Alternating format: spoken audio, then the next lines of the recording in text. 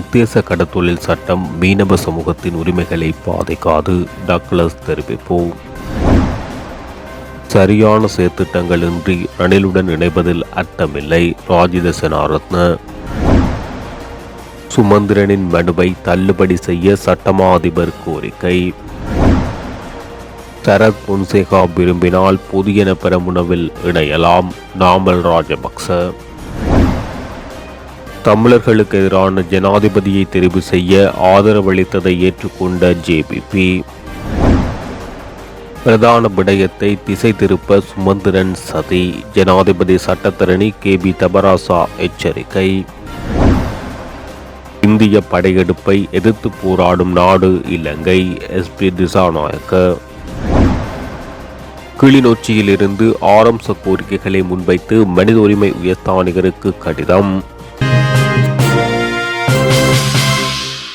உலக உணவு மற்றும் விவசாய அமைப்பின் உதவியுடன் நன்னீர் மீன் வளர்ப்பு அபிவிருத்தி செயல்பாடுகள் செயல்படுத்தப்படும் என கடத்தொழில் அமைச்சர் டக்ளஸ் தேவானந்தா தெரிவித்துள்ளார். அத்துடன் உத்தேச கடத்தொழில் சட்டத்தின் ஊடாக மீனவ சமூகங்களின் உரிமைகள் பாதுகாக்கப்படுவதோடு அவர்களுக்கு எந்த பாதிப்பும் ஏற்படாது என அமைச்சர் தெரிவித்துள்ளார். திருத்தப்பட்ட புதிய கடத்தொழில் சட்ட மூலத்தை நிறைவேற்றிக் கொள்வதற்கு தேவையான ஏற்பாடுகள் தற்போது முன்னெடுக்கப்பட்டு வருகின்றது. மீன்பிடி தொழில் வளர்ச்சியின் மூலம் மீன் விளைச்சல் அதிகரிக்கும் என எதிர்பார்க்கப்படுகிறது. உத்தேச கடத்தொழில் சட்ட மூலம் தொடர்பில் மீனவ தொழிற்சங்கங்களுக்கு ஆரம்பிக்கப்பட்டு அவர்களின் கருத்துக்களை உள்வாங்கி திருத்தங்களை செய்து அதனை பாராளுமன்றத்தில் முன்வைப்பதற்கு தேவையான பணிகள் எடுக்கப்பட்டுள்ளன. உரிய சட்டத்தின் மூலம் மீனவ மக்களின் உரிமைகளை பாதுகாக்கப்படுவதோடு அவர்களுக்கு எந்த பாதிப்பும் ஏற்படாது என உறுதியளிக்கின்றோம். வெளிநாட்டு கப்பல்கள் மீன்பிடிக்காக இலங்கைக்கு வருவதற்கு இதன் மூலம் வழி ஏற்படும் என தெரிவிக்கப்படும் கருத்துக்களில் உண்மை இல்லை. மேலும் மீன்பிடி தொழிலின் வளர்ச்சிக்காக தனியார் துறை முதலீடுகளை எதிர்பார்த்துள்ளோம். வெளிநாட்டு முதலீடுகளை பயன்படுத்தி மீன்பிடித்துறையை மேம்படுத்துவதே எமது நோக்கமாகும். உலக உணவு மற்றும் விவசாய அமைப்பின் உதவியுடன் மீன் வளர்ப்பு நடவடிக்கைகள் முன்னெடுக்கப்படுகின்றது. மேலும் அதிகரித்து வரும் கடல் வெப்பம் மற்றும் சட்டவிரோத மீன்பிடித்தலால் உலகில் மீன்வளம் குறைந்து வருகிறது. தற்போது நாடளாவிய ரீதியில் நீர்வாழ் விலங்குகளின் உணவுக்காக இறால், நண்டு வளர்ப்பு மற்றும் கடற்பாசி வளர்க்கும் பணிகளும் முன்னெடுக்கப்படுகின்றது. இதேவேளை நீர்கொழும்பு மீனவர்களுடைய மீன்சந்தை விவகாரத்துக்கு உரிய தீர்வு எட்டப்பட வேண்டும். நீர்கொழும்பு மீனவர்கள் கார்டினால் அவர்களின் வாசஸ்தலத்துக்கு முன்பாக நடத்திய ஆர்ப்பாட்டம் தொடர்பில் அறிய கிடைத்தது. இது கத்தோலிக்க திருச்சபைக்கும் மீனவர்களுக்குமான பிரச்சினை. இருந்த போதிலும் அது குறித்து எனது கவனத்துக்கு கொண்டு வரப்பட்டது. எங்களுக்கு நேரடியாக அந்த விடயம் சம்பந்தம் இல்லாவிட்டாலும் கடற்தொழில் மக்கள் என்ற வகையில் ஒரு தார்மீக பொறுப்பு எனக்கு உள்ளது. அந்த வகையில் அங்கு நேரடியாக சென்று சம்பந்தப்பட்ட தரப்புகளை சந்தித்து அவர்களுடன் கலந்துரையாடி ஒரு சுமூகமான நீதியான தீர்வை பெற்றுக் கொடுப்பேன் என கடற்தொழில் அமைச்சர் டக்ளஸ் தெரிவித்துள்ளார். சரியான செயற்திட்டங்களின்றி ஜனாதிபதி ரணில் விக்ரமசிங்கவுடன் இணைவதில் அர்த்தமில்லை என ஐக்கிய மக்கள் சக்தியின் பாராளுமன்ற உறுப்பினர் ராஜித சேனாரத்ன தெரிவித்துள்ளார். நாட்டை மீட்பதற்கான தெளிவான திட்டம் தற்போதைய ஜனாதிபதியிடமோ அல்லது அரசாங்கத்திடமோ இல்லை. இந்த நாட்டை காப்பாற்ற அனைவரும் அரசியல் கருத்துக்களை புறந்தள்ளிவிட்டு குறுகிய காலத்துக்குள் ஒன்றுபட்டு செயற்பட வேண்டும். இந்த நாட்டை மீட்டெடுத்த பிறகு உங்களது சொந்த அரசியல் பயணத்தை மேற்கொள்ளலாம் எனவும், இந்த நாட்டின் பொருளாதாரம் முற்றாக வீழ்ச்சியடைந்துள்ளது. மக்கள் பிழைக்க கஷ்டப்படுகிறார்கள். நமது தனிப்பட்ட அரசியலுக்கு முன் நாட்டு மக்களை பற்றி சிந்திக்க வேண்டும். கோடபய ராஜபக்சவுக்கு பிறகு ரணில் விக்ரமசிங்கே இந்த நாட்டை ஒரு குறிப்பிட்ட நிலைக்கு கொண்டு வந்தார் என்பதை நாம் ஏற்றுக்கொள்ள வேண்டும். ஆனால் இந்த நாட்டை மீட்பதற்கான நிலையான திட்டம் எவரிடமும் இல்லை. இந்த நாட்டை அரசியல் கோணங்களில் பார்க்காமல் அனைவரும் ஒரே கொள்கைக்கு வர வேண்டும். நல்லதை செய்யும் போது எதிர்த்து நின்று இழுத்தடித்து நாட்டை கட்டியெழுப்ப முடியாது.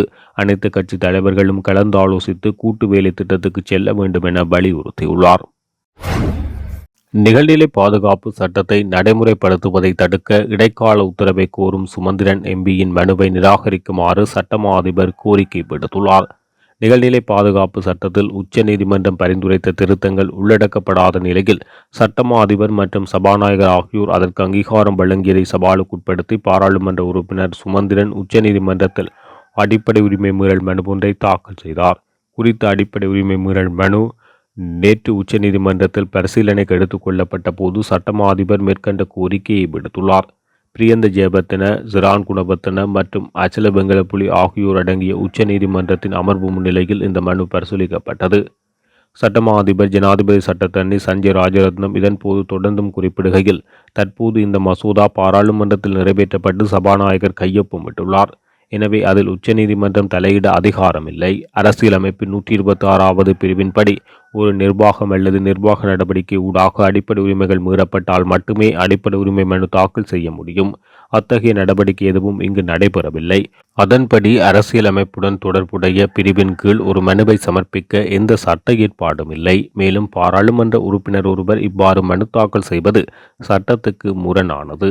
எனவே இந்த முதற்கட்ட ஆட்சேபனைகளை ஏற்று மனுவை விசாரிக்காமல் தள்ளுபடி செய்யுமாறு நீதிமன்றம் கேட்டுக்கொள்ளப்படுகின்றது என தெரிவித்துள்ளார். இதன் பின்னர் மனுதாரர் பாராளுமன்ற உறுப்பினர் சுமந்திரன் சார்பில் முன்னிலையான ஜனாதிபதி சட்டத்தரணி சுரேன் பெர்னாண்டோ, இங்கு எந்த பாராளுமன்ற சட்டமும் சவாலுக்கு உட்படுத்தப்படவில்லை. சபாநாயகரின் ஒரு செயல்பாடு மட்டுமே சவாலுக்கு உட்படுத்தப்பட்டுள்ளது. உயர்நீதிமன்றம் விதித்துள்ள நிபந்தனைகளின்படி சபாநாயகர் செயல்படவில்லை. இந்த மசோதாவில் சபாநாயகர் கையெழுத்திட்ட போது பாராளுமன்றத்தின் பதவிக்காலம் முடிவடைந்திருந்தது. இதன்படி இது நிர்வாக நடவடிக்கையின் கீழ் வருகிறது. இத்தகைய நடவடிக்கையை எதிர்த்து உச்சநீதிமன்றத்தில் வழக்கு தொடரலாம்.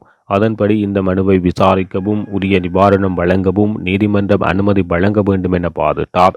இரு தரப்பினரது வாதங்களையும் கருத்தில் கொண்டு மனுவை விசாரிக்கலாமா வேண்டாமா என்ற உத்தரவு பின்னர் அறிவிக்கப்படும் என உச்சநீதிமன்றம் தெரிவித்துள்ளது.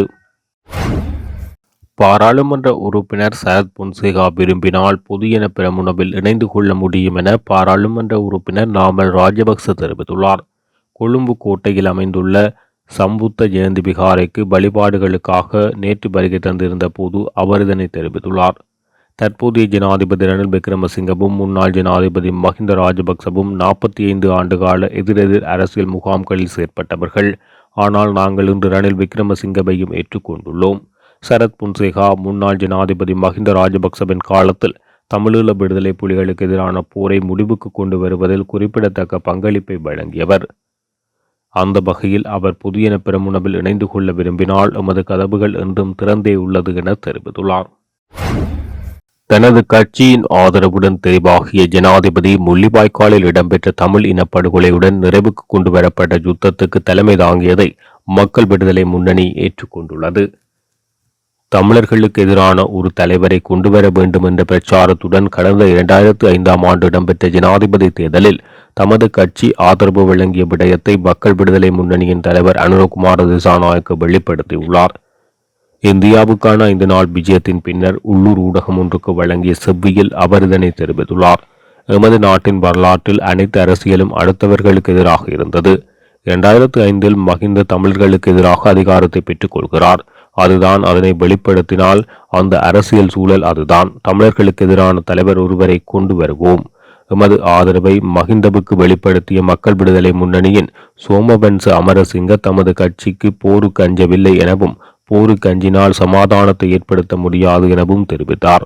2005ஆம் ஆண்டு மஹிந்த ராஜபக்ச முதன்முறையாக ஜனாதிபதி தேர்தலில் களமிறங்கிய போது மக்கள் விடுதலை முன்னணி புரிந்துணர்வு ஒப்பந்தத்தின் அடிப்படையில் ஆதரவை வெளிப்படுத்தியதோடு அவருக்கு ஆதரவாக பிரச்சாரத்திலும் ஈடுபட்டது. ஜூலை 2006இல் மஹிந்த ராஜபக்ச யுத்தத்தை மீண்டும் ஆரம்பித்த பின்னர் மஹிந்தவின் பெரும் இராணுவ வரவு செலவு திட்டத்துக்கு ஆதரவாக மக்கள் விடுதலை முன்னணி வாக்களித்தது. 2010ஆம் ஆண்டு மஹிந்த ராஜபக்ச தமிழர்களை தோற்கடித்த உத்வேகத்துடன் ஜனாதிபதி தேர்தலில் வெற்றி பெற்றார்.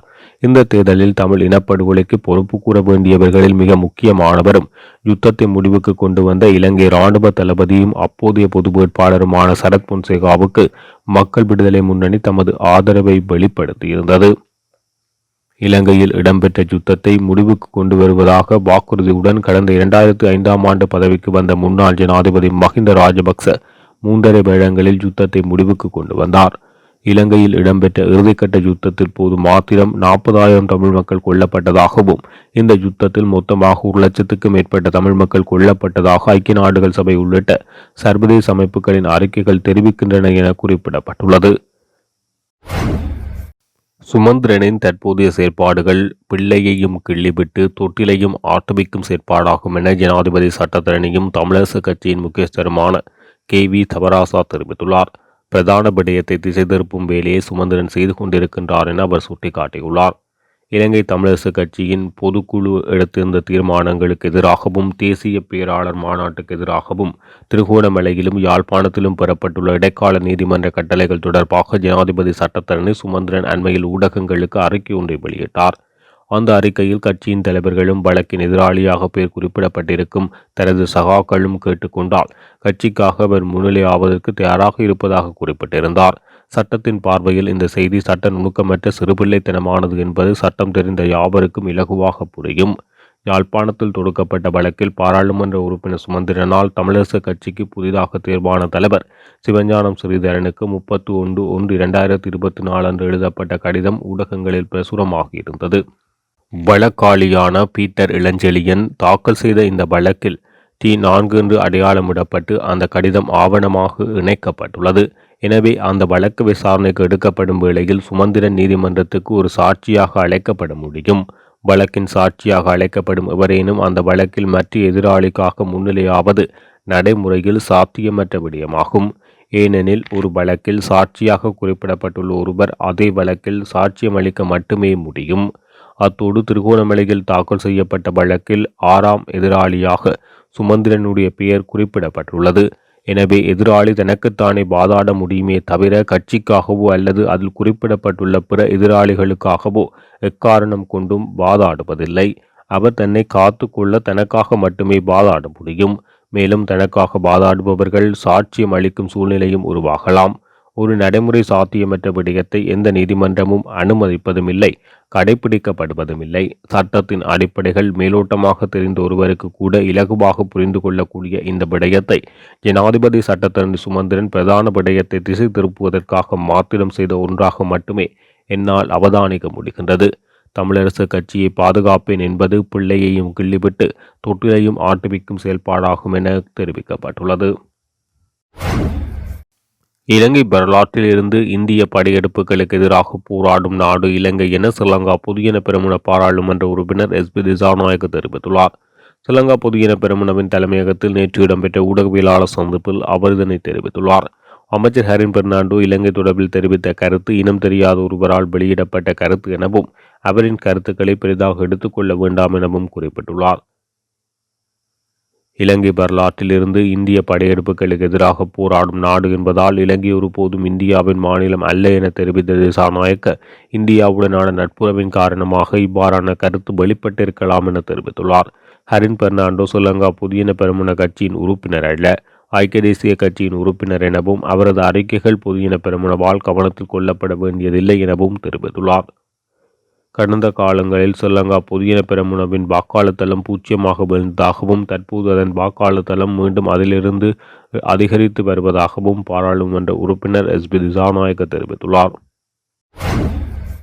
மட்டக்களப்பில் ஊரணி பகுதியில் கடந்த காலத்தில் சிறுமி ஒருவரை கடத்தி கப்பம் கேட்டு கப்பம் கொடுக்காத நிலையில் சிறுமியை கொலை செய்து கிணற்றில் போட்டவர்கள் என மக்களால் குற்றம் சாட்டப்பட்ட பிள்ளையான் குழுவினர் இன்று மன்னாரில் கொலை செய்யப்பட்ட சிறுமிக்கு நீதி கேட்டு போராடுவது ஏளனமானது என்பதுடன் வேடிக்கையானது, கோழைத்தனமானது என சிவில் சமூக செயற்பாட்டாளரும் வடகிழக்கு முன்னேற்ற கழக தலைவருமான லவக்குமார் தெரிவித்துள்ளார். மன்னாரில் 10 வயது சிறுமி கொலை செய்த சந்தேக நபர் நீதிமன்ற உத்தரவுக்கமைய காவல்துறை தடுப்பு காவலில் உள்ளார். இப்படியான செயலை செய்கின்றவர்கள் தண்டிக்கப்பட வேண்டும். எதிர்காலத்தில் இவ்வாறான செயல்களை யாரும் செய்யக்கூடாது என்ற நிலைகள் மாற்றப்பட வேண்டும் என்பதுடன் இந்த சிறுமி கொலையை சிவில் சமூகம் என்ற வகையில் நாங்கள் வன்மையாக கண்டிக்கின்றோம். இருந்தபோதும் இந்த சிறுமி கொலைக்கு நீதி கோரி மட்டக்களப்பு காந்தி பூங்காவில் செவ்வாய்க்கிழமை பிள்ளையான் அழைக்கப்படும் பாராளுமன்ற உறுப்பினர் சிவனேசதுரை சந்தகாந்தன் அங்கம் வகிக்கும் கட்சியான தமிழ் மக்கள் விடுதலை புலிகள் கட்சியினர் மகளிர் அணியினர் ஆர்ப்பாட்டத்தில் ஈடுபட்டனர். இந்த ஆர்ப்பாட்டத்தில் ஈடுபட்ட குழுவினர் அங்கம் வகிக்கும் பிள்ளையான் தலைமையில் கடந்த 2006-2007 ஆண்டு காலப்பகுதியில் அவர் எப்படி செயற்பட்டார் என்பதை மட்டக்களப்பு மாவட்டத்தில் வாழுகின்ற தமிழ் மக்களும் சரி, வடக்கு கிழக்கில் வாழுகின்ற தமிழ் மக்கள் யாவரும் அறிந்த உண்மையாக இருக்கின்றது. மாவட்டத்தில் பல இளைஞர்கள், யுவதிகள் உட்பட பலர் காணாமல் ஆக்கப்பட்டுள்ளனர். தீவுச்சேனை என்ற பிரதேசம் மர்மமாக்கப்பட்டுள்ளது. பலரை கொலை செய்ததாகவும் பலரை கடத்தியதாகவும் கடத்தலுக்கு தலைமை தாங்கியதாகவும் இவர்கள் மீது பாரிய குற்றச்சாட்டுகள் உள்ளது.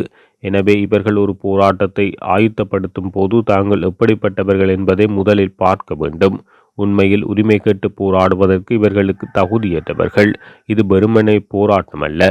எதிர்வரும் காலங்களில் நடைபெறப் போகின்ற தேர்தல் மற்றும் அவை சம்பந்தப்பட்ட விடயங்களுக்கான அதிகாரங்கள் பறிக்கப்படும் என்ற பயத்திலேதான் இவ்வாறான போராட்டத்தை செய்கின்றனர் என்ற சந்தேகம் உள்ளது என தெரிவித்துள்ளார்.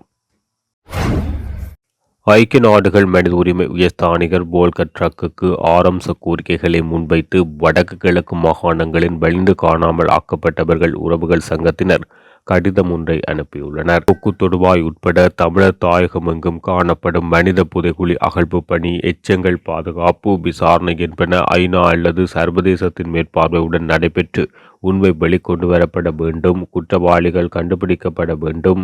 அவர்கள் சர்வதேச குற்றவியல் நீதிமன்றத்தில் நிறுத்தப்பட வேண்டும். எமது உறவுகள் சரணடைந்த கையளிக்கப்பட்ட காவலரன்களுக்கு பொறுப்பாக இருந்தவர்கள், அந்த நடவடிக்கைக்கு பொறுப்பாக இருந்தவர்கள் மீது சட்ட நடவடிக்கை மேற்கொண்டு எமது உறவுகள் நிலை அறியப்படுவதோடு அதற்கு காரணமானவர்கள் சர்வதேச சட்டத்தின் முன் நிறுத்தப்பட வேண்டும். உள்ளக பொறிமுறைகளை முற்றுமுழுதாக நாம் நிராகரித்துள்ள நிலையில் எமது பங்களிப்பின்றி வேறு பொறிமுறைகளை கொண்டு வர முயற்சித்து மேலும் காலத்தை இழுத்தடிக்க வேண்டாம் என்பதை மன்றாட்டமாக அனைத்து தரப்பினரையும் வேண்டுகின்றோம். ஏற்கனவே 15 ஆண்டுகள் கடத்தப்பட்டு விட்டது என்பதை மிகவும் மனவேதனையுடன் ஞாபகப்படுத்துகின்றோம். ஐநா அதிகாரிகளின் முன்மொழிவுகளுக்கு அமைவாக இலங்கையை சர்வதேச குற்றவியல் நீதிமன்றத்தில் பாரப்படுத்தவும் 2009 நடந்த போரின் இறுதி 6 மாதங்களில் ஏறக்குறைய 70,000 தமிழர்கள் கொல்லப்பட்டமை ஐநா உள்ளக ஆய்வு அறிக்கையில் தெரிவிக்கப்பட்டுள்ளது.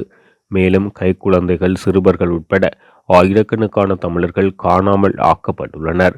போர் முடிவடைந்து 14 ஆண்டுகள் கடந்துவிட்ட நிலையிலும் இவ்வின அழிப்பினையும் போர்க்குற்றங்களையும் நடாத்திய ஒரு பாதுகாப்பு படை அதிகாரிகளோ அல்லது அரசியல் தலைவர்களோ நீதியை எதிர்கொள்ளவில்லை. மனித உரிமைகளுக்கான ஐநா உயர்ஸ்தானிகர் உட்பட பல ஐநா அதிகாரிகள் பரிந்துரைத்தது போல் இலங்கையை சர்வதேச குற்றவியல் நீதிமன்றத்துக்கு பரிந்துரைக்குமாறு கேட்டுக்கொள்கின்றோம்.